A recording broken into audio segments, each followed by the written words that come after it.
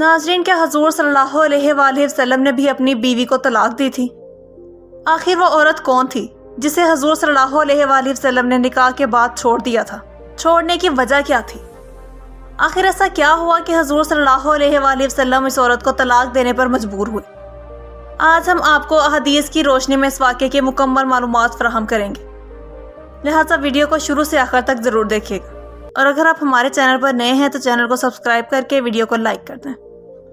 ناظرین، صحیح بخاری کی احادیث 5255، 56 اور 57 میں یہ واقعہ بالکل صحیح سند کے ساتھ موجود ہے۔ حضرت ابو اسید رضی اللہ تعالیٰ عنہ سے روایت ہے کہ ہم حضور کے ساتھ باہر نکلے اور ایک باغ میں پہنچے جس کا نام شوت تھا۔ وہاں جا کر بیٹھ گئے۔ حضور نے کہا تم لوگ یہیں بیٹھو۔ پھر حضور خود باغ میں گئے۔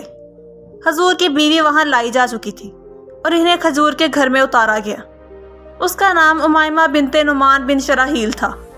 ان کے ساتھ دیکھ بھال کے لیے ایک دایا بھی موجود تھی۔ حضور صلی اللہ علیہ وآلہ وسلم جب اس کمرے میں داخل ہوئے پر حضور نے اپنا شفقت کا ہاتھ ان کی طرف بڑھایا تو اس نے کہا میں تم سے اللہ کی پناہ مانگتی ہوں۔ اس پر حضور صلی اللہ علیہ وآلہ وسلم نے کہا تم نے اسی سے پناہ مانگی ہے جس سے مانگی جاتی ہے۔ اس کے بعد حضور صلی اللہ علیہ وآلہ وسلم باہر ہمارے پاس تشریف لے آئے اور فرمایا ابو اسید اسے 2 رازقیہ کپڑے پہنا کر اس کے گھر پہنچاؤ۔ اس سے اگلی حدیث میں بیان کیا گیا کہ امائمہ بنت نعمان سے حضور صلی اللہ علیہ وآلہ وسلم نے نکاح کیا تھا۔ جب وہ حضور صلی اللہ علیہ وآلہ وسلم کے پاس لائی گئی اور حضور نے ان کی طرف ہاتھ بڑھایا جسے اس نے ناپسند کیا، اس لیے حضور نے ابو اسید سے فرمایا کہ ان کا سامان کر دیں اور رازقیہ کے 2 کپڑے ان کو پہننے کے لیے دیں۔ ناظرین، اب حقیقت میں یہ واقعہ آخر ہے کیا؟ دراصل یہ خاتون قبیلہ گندہ کے سردار نعمان بن شراحیل بن اسود کی بیٹی تھی۔ نعمان نے سن 9 ہجری میں خدمت نبوی میں حاضر ہو کر اسلام قبول کیا اور ساتھ عرض کی کہ میری بیٹی عرب کی خوبصورت ترین عورتوں میں سے ایک ہے۔ میں نے اس کا نکاح اپنے بھتیجے سے کیا تھا۔ اب وہ بیوہ ہو گئی ہے۔ میری خواہش ہے کہ آپ اس سے نکاح کر لیں۔ حضور نے اس پر رضامندی ظاہر فرمائی اور حضرت ابو اسید کو اسے لانے کے لیے بھیجا۔ ابو اسید نے اسے لا کر قبیلہ بنو سعیدہ کے ایک گھر میں اتارا۔ یہ واقعہ فتح الباری میں موجود ہے۔ صحیح بخاری میں ہے کہ آپ اس کے پاس تشریف لے گئے تو اس نے ناگواری کا اظہار کیا اور کچھ ایسی باتیں کہیں جس سے معلوم ہوتا تھا کہ اسے آپ کی زوجیت قبول نہیں۔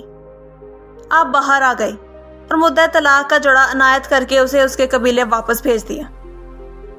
ناظرین، اس سے ظاہر ہوتا ہے کہ نبی کریم صلی اللہ علیہ وآلہ وسلم نے اس کے باپ کے اصرار پر اس لڑکی سے نکاح کے لیے رضامندی ظاہر کی۔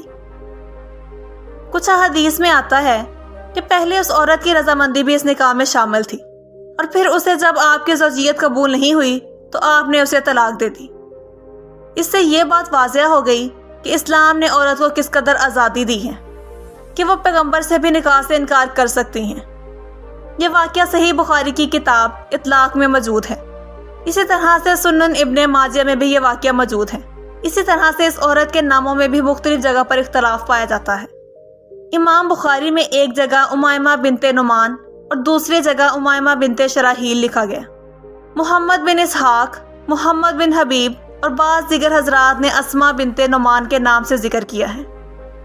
علامہ ابن حجر نے دونوں میں ترتیب دینے کی کوشش کی ہے اور کہا ہے کہ ہو سکتا ہے کہ نام اسماء جبکہ لقب امائمہ ہو۔ یہ واقعہ صحیح حدیث سے ثابت شدہ ہے۔ اصحاب سحر میں حضور صلی اللہ علیہ وآلہ وسلم کی زوجات کی تعداد 11 بتائی ہے۔ یہ وہ خواتین ہیں جنہیں حضور کی زوجیت اور رفاقت نصیب ہوئی۔ یہ خواتین امت محمدیہ کی مائیں ہیں۔ حضور کے وصال کے بعد اللہ نے دین کے معاملے میں ان سے اہم خدمات لینا تھی اور ان کے حضور کے ساتھ ایک خاص تعلق کی بنا پر امت مسلمہ کے دلوں میں ان کے لیے نہایت عزت و احترام کا جذبہ پایا جاتا ہے۔ ان خواتین سے نکاح حرام قرار دیا گیا۔